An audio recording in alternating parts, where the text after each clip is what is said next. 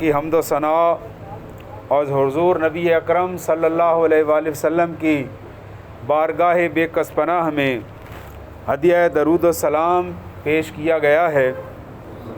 جیسا کہ آپ جانتے ہیں آج 1443 ہجری سال کے رمضان شریف کی 23ویں شب آنے والی ہے، اور قرآن مجید فرقان حمید میں پروردگار عالم نے قرآن پاک اور رمضان شریف کا خود ساتھ بیان فرمایا ہے کہ یہ دونوں ایک دوسرے کے ساتھ لازم و ملزوم ہیں اور دونوں ایک دوسرے کے ساتھی اور دوست ہیں، اور جو ان دونوں کو اس دنیا میں اپنا دوست رکھے گا کل قیامت والے دن یہ اپنی دوستی کا حق ادا کر کے اپنے ساتھ پیار کرنے والے کو جنت میں لے جائیں گے۔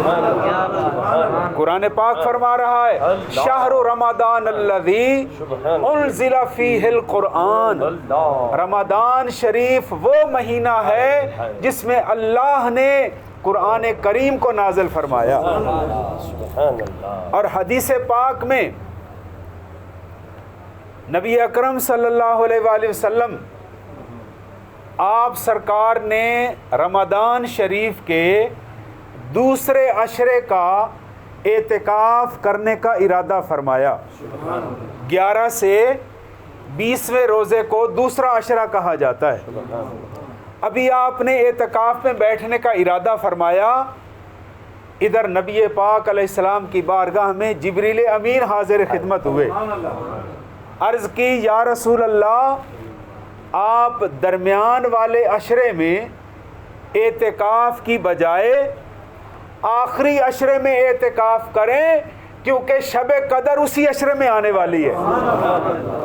اس سے پھر ہمارے بزرگان دین نے یہ نتیجہ اخذ کیا کہ رمضان شریف کے آخری عشرے کی تاک راتوں میں اللہ پاک وہ عظمت والی رات عطا فرماتا ہے جسے شب قدر کہا جاتا ہے، اور اس رات کی عزت اور اس کا مقام اور مرتبہ اللہ کے نزدیک اتنا زیادہ ہے کہ اس ایک رات کی تعریف میں اللہ نے قرآن پاک میں پوری سورت نازل فرمائی، اور اس سورت کا نام ہے سورۃ القدر، انا انزلناہ فی لیلۃ القدر۔ یہ پوری سورت بتا رہی ہے کہ سال کی تمام راتوں میں اللہ کے نزدیک سب سے عزت اور عظمت اور کرامت والی رات وہ شب قدر ہے۔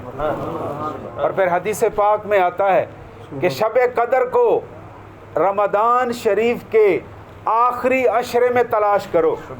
حضور کو اپنی امت پر کتنا شفقت اور پیار ہے کہ سارا مہینہ اگر یہ پوری راتیں جاگیں گے تو تکلیف میں رہیں گے، نیند نہیں کر سکیں گے، میرے امتیوں کو تکلیف ہوگی، تو فرمایا کہ آخری عشرے میں تلاش کرو۔ پھر آخری عشرے میں بھی پوری 10 راتیں اگر غلامان مصطفیٰ جاگ جاگ کر گزارتے تو پھر بھی ان کی صحت کمزور ہو جاتی، ان کی نیند نہ پوری ہوتی۔ حضور نے ہم غلاموں کی دستگیری فرمائی اور ان 10 راتوں میں بھی 5 راتوں کی تخصیص فرما دی کہ ان 5 راتوں میں شب قدر کو تلاش کرنا تمہارا کام ہے، تم پر اپنی رحمت نچھاور کرنا رب کا کام ہے۔ پھر اور ان 5 راتوں میں کون سی راتیں؟ 21، 23 جو آج کی رات آ رہی ہے، 25، 27 اور 29، یہ 5 راتیں ہیں۔ اور مزید حضور کا دریائے رحمت جوش میں آیا اور پھر مزید ارشاد فرمایا کہ جو ان 5 راتوں میں بھی نیند کو برداشت نہ کر سکے، وہ جاگنا برداشت نہ کر سکے، تو مقتدر علماء کا یہ فرمان ہے، احادیث کی روشنی میں یہ بیان کرتے ہیں کہ 27ویں شب تو شب قدر ہی ہوتی ہے۔ اور پھر حدیث پاک میں اس رات کی نشانیاں بیان فرمائی گئی ہیں۔ یہ وہ رات ہے جس میں نہ تو گرمی ہوتی ہے نہ سردی ہوتی ہے، نہ امت مصطفیٰ گرمی سے جھلسے نہ سردی سے ٹھٹھرے، بلکہ بڑی ٹھنڈی ٹھنڈی ہوا چلتی ہے، اور صبح جب سورج طلوع ہوتا ہے تو اس کی شعاؤں میں تپش نہیں ہوتی بلکہ ٹھنڈک ہوتی ہے، اور پھر ساری رات اللہ کی رحمت اپنے بندے کو اپنے گھیرے میں لیتی ہے، اور اللہ پاک آسمان دنیا پر آ کر اپنی زبان قدرت سے ارشاد فرماتا ہے کوئی مجھ سے مانگنے والا میں اسے عطا کروں۔ تو اس وقت خوش قسمت مانگنے والے جن کی تربیت خواجہ کرامت حسین نے فرمائی ہو، خواجہ نواب الدین جیسے بزرگوں نے فرمائی ہو، وہ ان کو نیند یاد نہیں رہتی، انہیں جاگنا نصیب ہو جاتا ہے، اس لیے کہ محبوب حقیقی خود انہیں جگاتا ہے، اے میرے عاشق، اے مجھ سے مانگنے والے، تو مانگتا جا میں عطا کرتا جاؤں۔ تو یہ وہ رات، ان 5 راتوں میں یہ عظمت اور برکت والی رات بھی آ رہی ہے جسے شب قدر کہا جاتا ہے، اور آپ نے محسوس فرمایا ہوگا کہ شب قدر کا نام شب قدر کیوں رکھا گیا؟ شب کا معنی رات فارسی زبان میں، اور عربی میں رات کو لیلتن لیل کہا جاتا ہے۔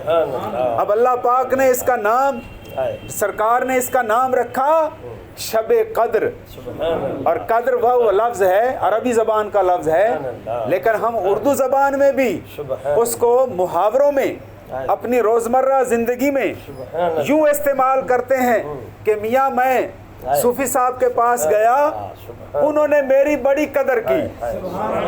قدر کا معنی کیا ہے؟ عزت، احترام۔ تو یہ وہ رات ہے جسے اللہ نے عزت عطا فرمائی ہے۔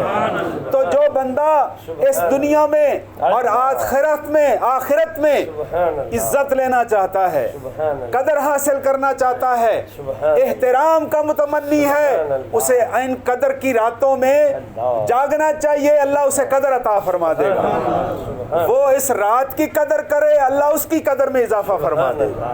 تو وہ 5 راتوں میں سے ایک رات شب قدر آ رہی ہے، اور اس کے بارے میں علماء نے فرمایا ہے کہ یہ عبادت کی رات ہے۔ اس ایک رات میں عبادت کرو 1000 مہینے کی عبادت سے افضل ہے، 1000 مہینے کی عبادت سے افضل ہے، تقریباً 80-84 سال سے بھی زیادہ اس ایک رات کی عبادت کا ثواب ہے۔ اور پھر مزید علماء نے ارشاد فرمایا کہ اگر یہ رات تمہیں نصیب ہو جائے تو عشاء کی نماز جماعت کے ساتھ تکبیر اولیٰ کے ساتھ ادا کرنی چاہیے۔ ویسے بھی حضور کا دریائے رحمت جوش میں آتا ہے، اور فرمایا جاتا ہے کہ جو عشاء کی نماز جماعت کے ساتھ اور وہ بھی تکبیر اولیٰ کے ساتھ ادا کر لے، وہ بے شک نماز کے بعد سو جائے آدھی رات کی عبادت کا ثواب پا لے۔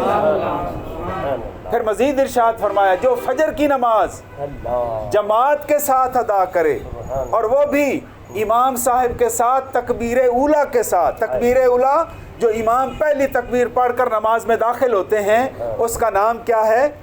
تکبیر اولیٰ۔ فرمایا جو فجر کی نماز بھی تکبیر اولیٰ کے ساتھ ادا کرے اس کو بھی آدھی رات کا ثواب۔